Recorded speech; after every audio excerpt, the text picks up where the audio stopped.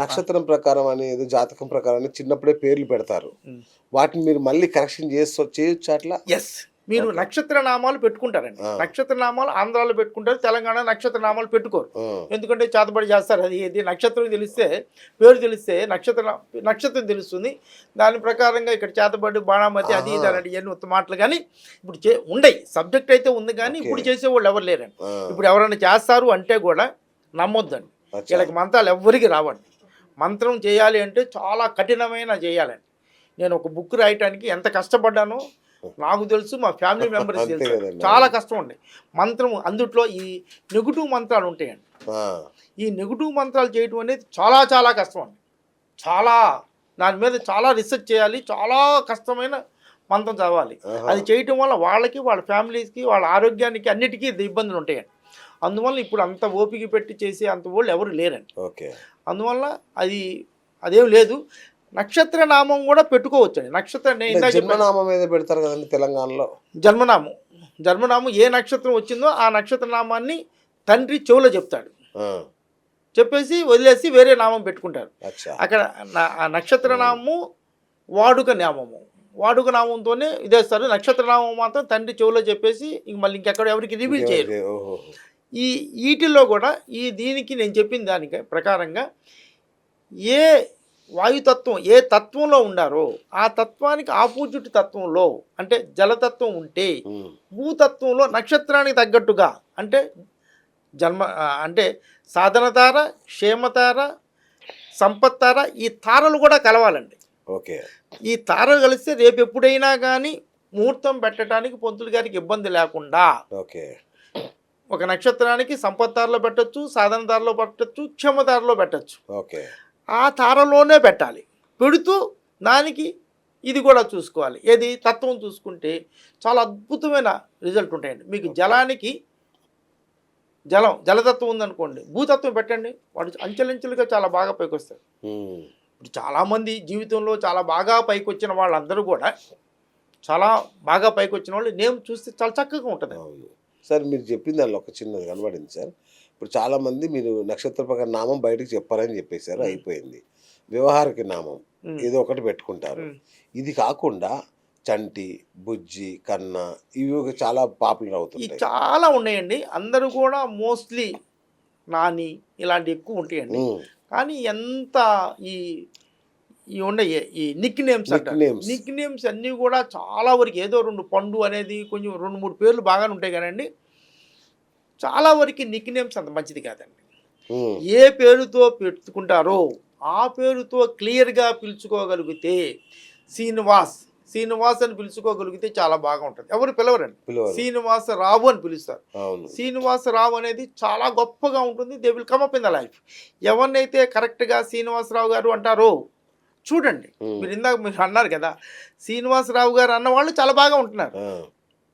కానీ దాంట్లోనే కట్ చేసి శ్రీను సీను ఇలా అన్న వాళ్ళే దెబ్బతింటున్నారు. అదే ఇవన్నీ కూడా పలికే పదం దాన్ని బట్టి కూడా ఆధారపడి ఉంటుందండి. పూర్తి పేరు అర్థవంతమైన పేరు పెట్టుకొని అర్థవంతంగా పిలుచుకోగలిగితే చాలా బాగుంటుంది. ముఖ్యంగా పుట్టిన బిడ్డలకి ఇప్పుడు చాలామంది మనం చాలా ఇదిగా ఉంది కాబట్టి మనకి ఎదురికి తెలుసో తెలియదు. నా చిన్నతనంలో కూడా చాలామంది పేర్లు ముస్లిమ్స్ కూడా దీనికి ఒక బుక్ ఉండేది. అది తీసుకెళ్ళి పేష్మాం గారి దగ్గరికి వెళ్ళి అది చూపించుకొని పేష్మాం గారు ఏ పేరు చెప్తే ఆ పేరు చూసుకునేవాళ్ళు. కాకపోతే అది న్యూమరాలజీగా క్యాలిక్యులేషన్ లేకుండానే మామూలుగా ఉండేది. దాన్ని పర్వాలేదు, ఒక రకంగా బాగానే ఉండేవాళ్ళు. ఎవరైతే వాళ్ళు పెట్టించుకుంటారో కొంతమంది వాళ్ళ తాత పెట్టేస్తాడు, లేకపోతే వాళ్ళ నాన్న పెట్టేస్తాడు, లేకపోతే వాళ్ళ మేనత్త పేరు, లేకపోతే ఇంకోళ్ళు ఎవరో వాళ్ళ నాయనమ్మ చనిపోతే ఆ పేరు పెట్టుకుంటారు. అలా పెట్టుకుంటారు. అక్కడితో ఆగితే బాగుండు. స్టాలిన్, గాంధీ వీళ్ళ పేర్లు వీళ్ళ పేర్లు కూడా పెడతానండి.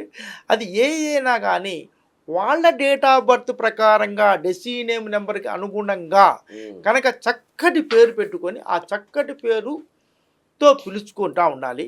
అదే 14-15 సంవత్సరాలు వచ్చిన వాడికి ఆ పేరుని ఎలా రాయాలి, ఈ రాసే విధానం మీద మనకంత అవగాహన ఉంటుందా అని అనుకోవచ్చు మనం. ఈ అక్షరాలు కూడా దేవుని సృష్టి.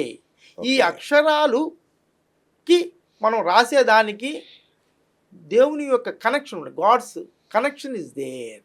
మనం ఈ అక్షరం జీ అనే అక్షరం ఇలా రాస్తే ఇలా ఉంటుంది, తప్పకుండా ఉంటుందండి. మీకు చాలామంది తెలియదు, ఒక్కొక్క అక్షరానికి ఏని రకరకాలుగా ఒక 30-40 టైపుల్లో రాయొచ్చండి. అబ్బా. ఈ ఒక్కొక్క టైపుకి ఒక్కొక్క అర్థం ఉందండి. ఓకే. ఆ ఏని కనుక కరెక్ట్గా రాయగలిగితే ప్రిన్సిపల్స్ ప్రకారం మనకి ఈ ఫోనులో కొట్టంగానే అరవింద్ అని ఉందనుకోండి, ఏ అని ఒకటి పడుతుంది పైన. ఆ ఏ ఎలా రాశాడో చూడండి, అలా కనుక మీరు ప్రాక్టీస్ చేయగలిగితే చాలా బాగుంటుంది. ఎలా సార్, అర్థం కాదు. ఇప్పుడు మన టీవీలో మన ఫోనుల్లో ఏ నేమ్తో స్టార్ట్ అయితే ఆ పైన ఏ అని ఒకటి వస్తుంది అక్షరం. ఆ అక్షరం ఎలా రాశారో ప్రింటెడ్, లేకపోతే హిందూ పేపర్లో ఏ అక్షరం ఎలా రాశారో కనుక రాయగలిగితే చాలా చాలా బాగుంటుందండి. కానీ అలా ఎవరు రాయరు. ఆ ఏ అనే అక్షరాలని రకరకాలుగా రాస్తుంటారండి. కొంతమంది ప్రింటెడ్ ఏ రాస్తుంటారండి. ప్రింటెడ్ ఏ రాసిన వాళ్ళు నేను చాలామందిని చూశానండి, వాళ్ళ ఫ్యామిలీ లైఫ్లో కొంచెం ఇబ్బందులు ఫేస్ చేస్తున్నారండి. ఓకే. అది రాయకూడదు. ప్రింటెడ్ ఏ అంటే ప్రింటెడ్ ఏ అని ఇలా ఉంటుంది చూడండి సార్, ప్రింటెడ్ ఏ ఇలా ఉంటుంది. అలా రాసిన వాళ్ళు చాలామంది నేను చూశానండి. పెద్ద పెద్ద పోస్టుల్లో సంతకంలోనా లేదంటే రాయటంలో కూడా అదే రాస్తుంటారు, సొంతకంలో కూడా రాస్తారు. అమ్మలా ఉందనుకోండి, ఏ చివరిలో ఏ అలా రాస్తారు. అలా రాయకుండా 4వ పడి ఏ రాస్తే, నేను స్వయంగా ఒక డాక్టర్ అమ్మ గారిని చూశాను. అది చూడగానే ఆమె నా దగ్గరికి ఎందుకు వచ్చిందో నాకు తెలీదు.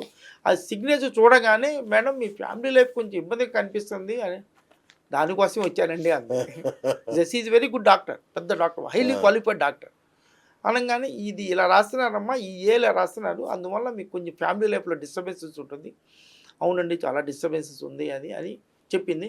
దాన్ని ఏది మార్పించిన తర్వాత నేను ఈ సిగ్నేచర్స్ మార్చిన తర్వాత నేను టచ్లో ఉంటానండి. ఒక 15-40 రోజుల వరకు వాళ్ళని నేను చెప్తాను, నాకు ఫోన్ చేయండి అమ్మా, నా పర్సనల్ నెంబర్కి ఇచ్చి చేయండి అండి. ఒక 41 డేస్ తర్వాత చాలా వరకు మా హస్బెండ్ మారాడండి అని చెప్పింది ఆమె. హస్బెండ్ మారలా, ఈవి మారింది. ఈవి ఒక ఆలోచన విధానం మారింది, ఇవి మాట్లాడే విధానం మారింది. మనం రాసే అక్షరాల మీద మన ఆలోచన విధానం చాలా చాలా చాలా బాగా ఉంటుందండి.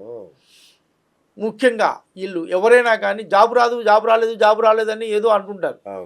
కానీ వీళ్ళు ఆలోచన విధానం, వీళ్ళ యాటిట్యూడు, వీళ్ళ పాజిటివ్నెస్, ఎన్ని వీళ్ళల్లో ఉన్న వీళ్ళని మోటివేట్ చేసుకొని వీళ్ళ మీద వీళ్ళకి కాన్ఫిడెన్స్ పెంచుకుంటే జాబ్ వస్తుందండి.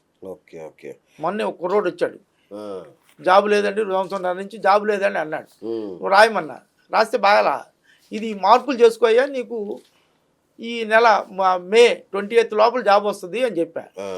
కరెక్ట్గా 16th జాబ్ వచ్చింది. నిన్నే మాకు యూస్లో పెట్టాడు. అలా మనం వాళ్ళ యాటిట్యూడ్ని సిగ్నేచర్లో రాసే విధానంలో మార్పు చేయగలిగితే వాళ్ళు కరెక్ట్గా పాజిటివ్గా కాన్ఫిడెన్స్గా ఇంటర్వ్యూ ఇవ్వగలుగుతాడు. కాన్ఫిడెన్స్గా ఎప్పుడైతే ఇంటర్వ్యూ ఉంటారో వాళ్ళు కూడా నచ్చి తీసుకుంటారు. ఇవన్నీ కూడా మనలో ఉన్న సర్వ దోషాలని నేము సిగ్నేచర్తో కరెక్ట్ చేసుకోవచ్చు.